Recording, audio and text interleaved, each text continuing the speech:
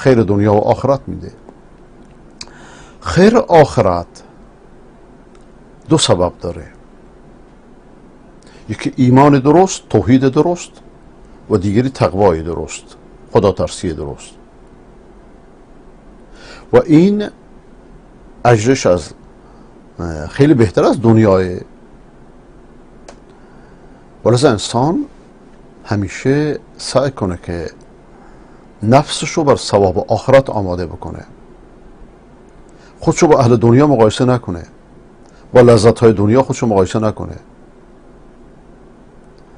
و خودشو به امید ثواب آخرت تربیت کنه که چه ثوابی اونجا در انتظار مؤمنانه، چه فضیلتی.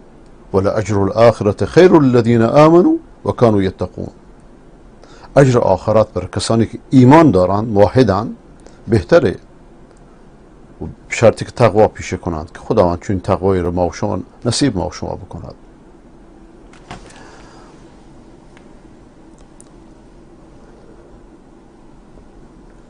یوسف دستور داد که برای آینده کشور نظر اقتصادی دوراندیشی کنند، اموال جمع کنند. چنین اقتصادی، چنین جمع آوری بدونی که به مردم ضرری برسه هیچ اشکالی نداره. یوسف نگفت که اقتصاد مال خر است ولش کنید، که گفت برعکس، مصر رو تبدیل در اون منطقه‌ای که بود، در اون زمانی که بود، تبدیل به مرکز اقتصادی منطقه کرد و که برای خوشسالیتون فکر کنید. درست برعکس خمینی ملعونی که یک کشور آبادی رو به خوشسالی برد، بعد خلف ناخلفش با بدون حیا و شرمندگی میاد فیلم یوسف درست میکنه.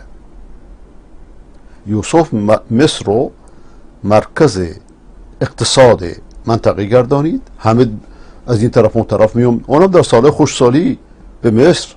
شما چیکار کردید؟ ایران آبادی رو خراب آبادش کردید، منطقه رو خراب کردید. اون موقع وقتی شما فیلم یوسف درست کنید، این اهانت به یوسفه و علیه نبی صلی الله علیه و سلام، یعنی سوء استفاده از دین میکنید. اگرچه تشیع از اول تا آخرش سوء استفاده از دینه، همچون که باقی مذاهب ضاله و ادیان ضاله هستند. و این که شما کشوری رو آباد بکنید، وظیفه انسان آبادانی زمینه، لیکن این در تناقض با توکل نیست، بلکه انسان با دلش بر خدا توکل میکنه، لیکن چنان به اسباب قوانین مادی چنگ میزنه که گویا یک مادیه. این مسئله خیلی مهمه. این همون عقیده درست توحیدیه که تصوف بعد از انحرافش به لجنش کشیده، اراده انسانی رو تعطیل کرده، مقلدان بوزینه درست کرده. درست همون جنایتی رو که تشیع کرده بر دوش تصوف سوار شده، لیکن با این تفاوت که این یک حزب سیاسی درنده تره. هر دو حزب سیاسی بودند و هستند.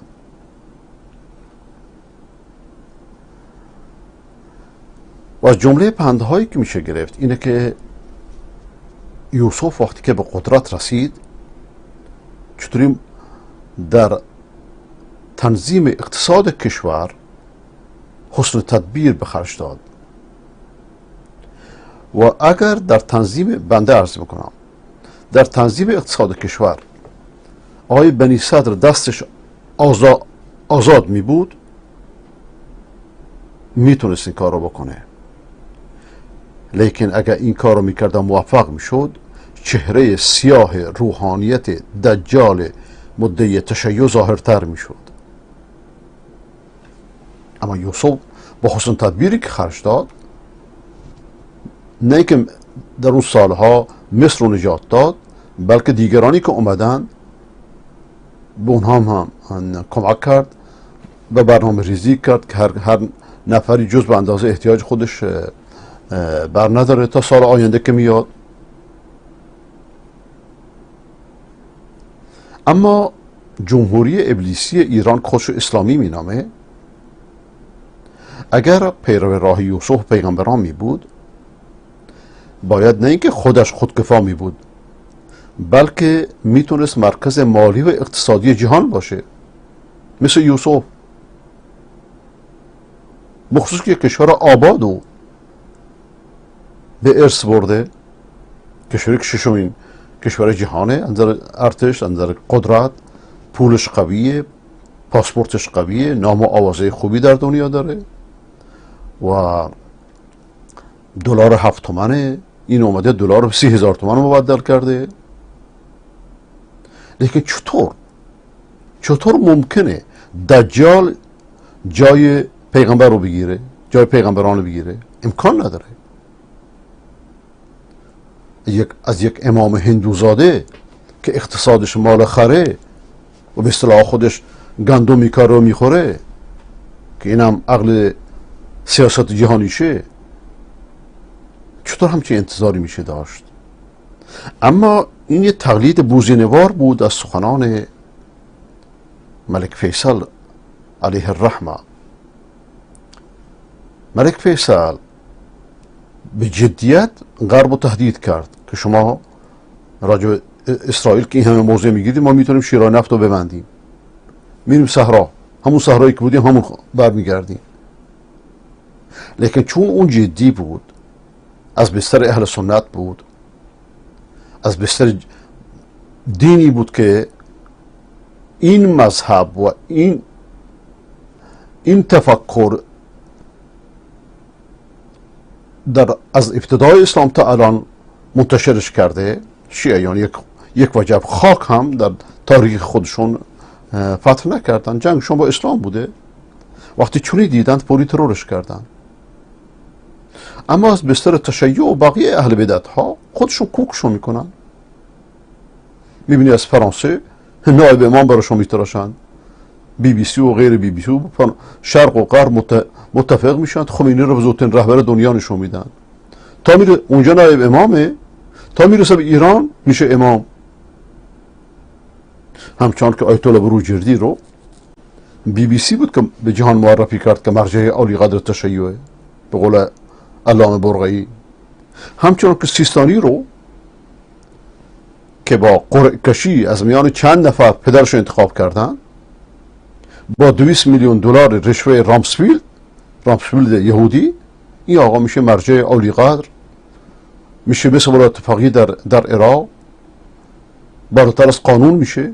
ولایت فقیه یعنی چی؟ یعنی بالاتر از قانون.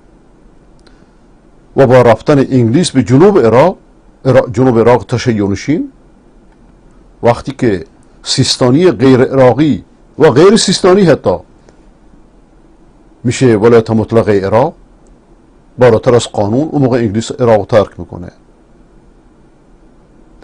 و این عمل منو به یاد سخنان نماینده انگلیس در شرکت هند شرقی در دوران استعمار انگلیس بر هندوستان میاندازه که میگفت که روحانیت تشیع مثل بازیچه دست ماست، هر موقع ما میخوام بلندش میکنیم، هر موقع میخوام زمینش میکنیم. ولذا قبلا هم عرض کردم چرا یه عراق زدن، چرا یه نفر آخوند سنی پیدا نشد که همجوری ماسمالیش بکنن؟ یه نفر هم پیدا نشد. اما صدها نفر آخوند تاریک و روشن تشیع از فرزند خویی گرفته تا دیگران با توپتانک های غرب اومدند و بر عراق مسلط شدند، با همکاری با ایران، با همین همکاری با ایرانی که به غرب فوش میده، به انگلیس فوش میده، به امریکا فوش میده، به فلان فوش میده، از همشون هم نوکرتره. ولی این شناختن این نوکریش آسون نیست، یا حداقل آسون نبود. از جمله پندهایی که از این سوره مبارکه میشه گرفت، مشروعیت مهمانداری است که این از سنت پیغمبرانه. اکرام مهمان از سنت پیغمبرانه. ولذا یوسف علیه و نبینا السلام به برادرانش میگه الا ترون انی اوفی الکیل و انا خیر المنزلین، نمیبینید که من وزن کامل به شما میدم و من بهترین مهماندارم یعنی از شما اینقدر پذیرایی کردم.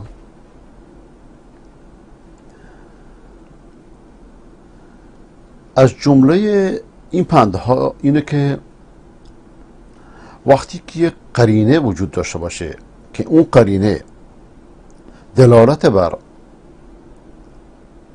چیزی بکنه، انسان سوء ظن پیدا کنه اشکالی نداره، حرام نیست. چطور؟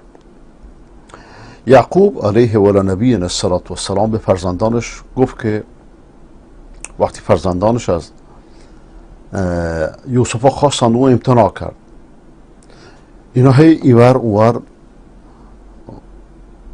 فعالیت کردن تا تونستن پدر رو قانع کنن و وقتی که برگشتن به پدر داغ دیده شد دیگه. بهش گفتند که گرگ اون خورده. پدر چی گفت؟ سوء ظن پیدا کرد به فرزندانش. بل سولت لکم انفسکم امرا، نفستون براتون یه چیزی رو مزین کرده، یعنی حرفشون تصدیق نکرد، سوء ظنه. در چنین وقتی جایزه. راجع برادر دیگه بهشون گفت که هل آمنکم علیه الا کما امنتکم علی اخیه من قبل، آیا باز شما شروع کردید؟ چطور من اطمینان بکنم راجع به این برادر همچنان که راجع به برادر قبلش یعنی یوسف اطمینان کردم براتون؟ و وقتی که اون برادر رو بنیامین و یوسف پیش خودش نگه داشت، برادرانش آمدن بهش گفتند که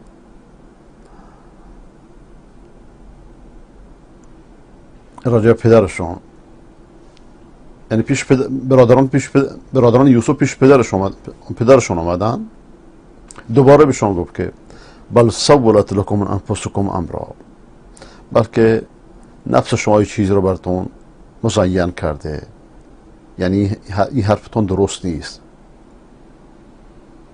با وجود که در این مورد، در مورد دوم، اونا کوتاهی نکرده بودن، لیکن پدر اون قضیه اول رو میدید، اطمینان برداشته شده، در چنین سوء ظنی اشکالی نداره. از جمله این پندها یکیش اینه که انسان وسایلی رو که مانع زخم چشم میشه یا بقیه مصیبت ها یا علاج بکنه، هیچ کدوم اینا ممنوع نیست بلکه جایزه.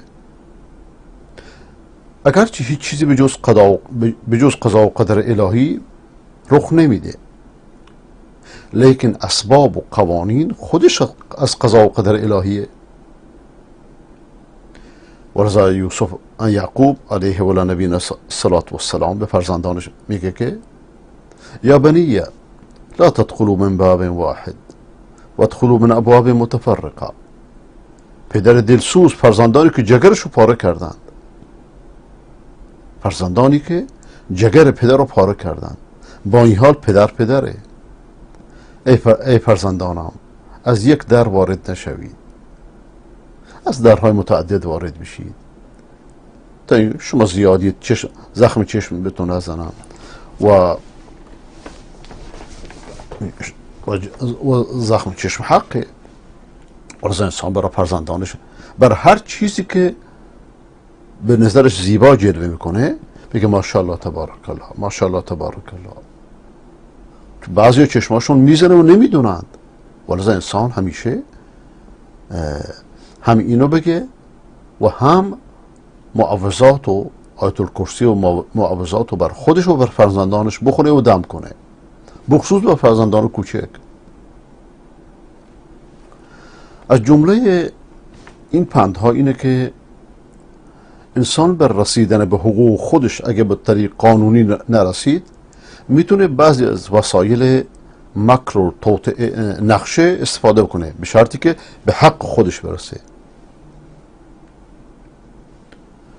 اما اون چه که ممنوعه اینه که شما یک واجبی رو ساقط بکنید یا عمل حرامی رو انجام بدید، اما به حق خود رسیدن نه، اشکالی نداره. مثلا شما میخواهید یه شخصی رو از خبری مطلع نشه، میایید از اشاره و کنایه قولی یا فعلی استفاده میکنید، اشکالی نداره. همچون یوسف علیه السلام ظرف رو در بار برادرش انداخت، بعد که خارجش کرد نگفت که دوزه، لیکن چنان حرف زد که فهمیده بشه این دوزه، این ظرف شاهی رو دزدیده، به سر سقا رو و هیچ قرینه ایم نبود جز همین که هیچ دلیلی نبود جز همین قرینه که برای برادرانش بگه که این توهم ایجاد کنه که این دزدی کرده. و بعدش هم گفت که معاذ الله ان ناخذ الا ما وجدنا متاعنا عنده، پناه بر خدا که ما متاع خودمون ببخشید بازداشت کنیم مگر کسی رو که کالای خودمون رو پیشش دیدیم، ظرف خودمون رو پیشش دیدیم. نگفت من سرق متاعنا، کسی که کالای ما رو دزدیده، گفت کسی که کالای ما پیشش بوده. نگفت که ما کالای خودمون رو پیش او دیدیم، بلکه سخن عام میگفت که هم برای اون هم برای چیز دیگه صدق میکنه و در چنین مواردی محظوری نیست.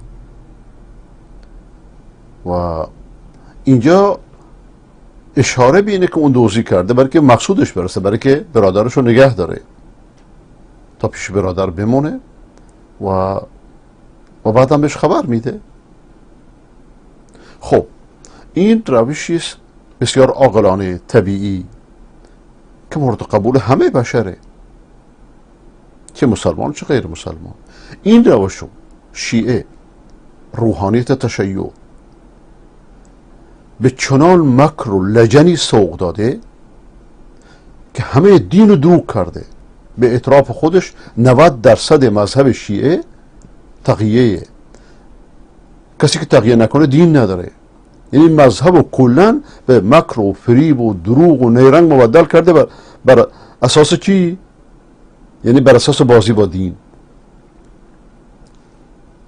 چون این موضوع منطقی یا به اصطلاح بنده تقیه قرآنی و فطری رو ببینید که کاهنان تشیع و جائلان امامت به چه کارخانه دروغسازی با بدلش کردند که 9/10 دینی را که جز راستی چیزی نمیدونه به دروغ مبدلش کردن، به مکر و نیرنگ. وقتی خمینی میگه که زنا و شراب، غیبت، هر کاری که ممنوعه برای حفظ نظام واجبه، دیگه از دین چه مونده؟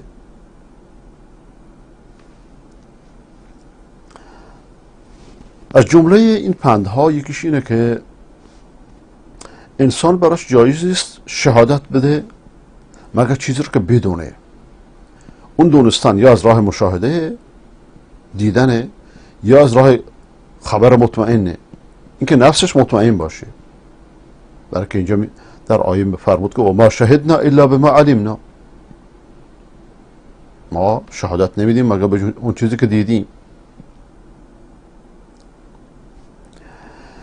از جمله این پندهای مهم یکیش اینه که این مصیبت بزرگ و این مهنت عظیمی رو که خداوند پیغمبرش را برگزیدهش را که یعقوب علیه و نبی السلام باشه، یعقوب امتحان کرد، بین خودش و بین فرزندش جدایی افکند. فرزندی که 1 ساعت نمیتونه ازش جدا بشه و بسیار غمگین شد. بین او و بین فرزندش، بین یعقوب و بین یوسف، حداقل 15 سال، حد اکثر 40 سال جدایی افتاد. در تمام این مدت غم و غصه از قلب یعقوب دور نشد تا حدی که و بیضت عیناه من الحزن فهو کظیم، چشماش از غم سفید شد از بس که اشک ریخت، لیکن غمشو پنهان میکرد. دوباره موضوع شدت گرفت وقتی که بین او و بین فرزند دومش هم بنیامین جدایی افتاد، همچنان به امر خدا و تقدیر خدا صبر میکنه، اجرشو از خدا میخواد. وعده کرده به خودش، به اصطلاح امروز با خدا پیمان بسته، نذر کرده که صبر جمیل بکنه و بدون شک به وعدش وفا کرده و این هیچ تنافی و هیچ تضادی با این نداره که انما اشکو بثی و حزنی الی الله، من غم و غصم رو به خدا میگویم. شکوای به خداوند در تضاد با صبر نیست، شکوه به مردمه که در تضاد با صبره. و از جمله این پندهای عظیم اینه که پایان شب سیاه سفید است، همراه با مصیبت خداوند فرج هم میاره. ان مع العسر یسرا، با سختی ها آسانی میاد. وقتی غم و غصه بر یعقوب به نهایت رسید، آل یعقوب پریشان شدند، سرگردان شدند، به قحطی مبتلا شدند. در آخرین لحظات خداوند فرج آورد. فرج دست خداونده، فرج دست ابو صالح اجعج، آخوندهایی که این هیولا را عبادت میکنند که با این هیولا مسخره جهان شده‌اند، دست اون نیست. و در سخت‌ترین اوقات فرج به سویش آمد و اینجا هم اجر رو کسب کرد و هم شادمانی. از این شناخته میشه که خداوند اولیاءشو، هر چقدر به خدا نزدیکتر باشی، هر که بامش بیش برفش بیشتر امتحان میشید، تا اینکه هر کس و ناکسی ادعای عشق به لیلا نکنه، هر منافق ادعای دین نکنه.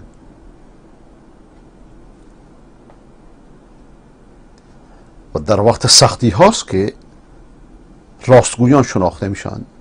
در وقت آسانی ها، در وقت حقوق بگیره ها و در وقت رقص کردن ها همه می رقصن و عاقلان را اشاره کافی است. به هر حال از این شناخته میشه که خداوند اولیایشو هم به شدت و هم به آسانی امتحان میکنه، هم به عسر هم به یسر، تا اینکه صبرشون امتحان کنه، شکرشون امتحان کنه و بدین وسیله هم ایمانشون اضافه میشه، هم یقینشون، هم عرفان راستینشون، هم خداشناسیشون. انسان مؤمن در وقت سختی چنان دست خدا را پشت سر خودش میبینه که گویا داره لمسش میکنه. و از جمله این پندها یکیش اینه که انسان اگر چیزی رو در خودش سراغ داشت، از مرض، از فقر و امثالش، بدون اینکه شکوه بکنه میتونه که خبر بده به کسی که من مریضم، فلان مشکل رو دارم. بلکه برادران یوسف به یوسف گفتند که یا ایها العزیز مسنا و اهلنا الضر، ای پادشاه، ای نخست وزیر، ما و خانوادمون به شدت تنگ دستیم. یوسف انکارشون نکرد، حرفشون انکار نکرد، نگو چرا چونی میگید؟ شما پیغمبرزادی، چرا صبر نمی کنید؟ مثل خشک مقدسان امروزی.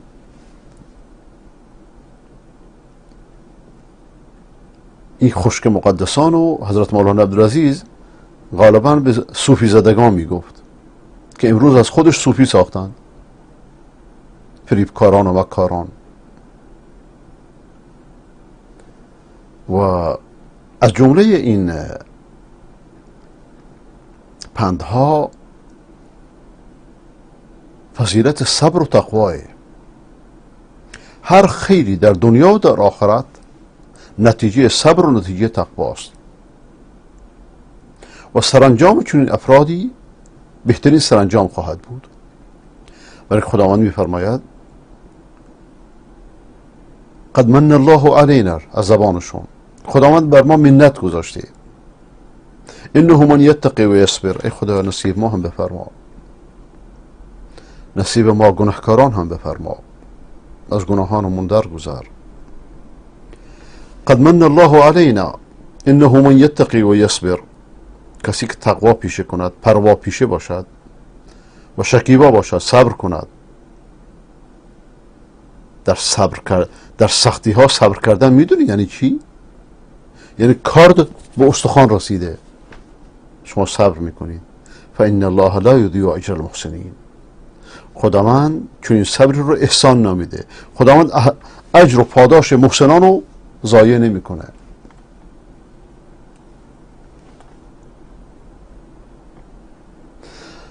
از جمله این پندها اینه که اگر خداوند به کسی نعمتی داده، بعد از شدت فرجی بهش داده، بعد از فقر نعمتی بهش داده، بعد از بدحالی خوشحالش کرده، این نعمت به خودش نسبت نده، اعتراف به نعمت خدا بکنه، حالت اولش رو یاد بیاره که چطور بوده تا شکر نعمت رو ادا کنه. ولذا یوسف علیه السلام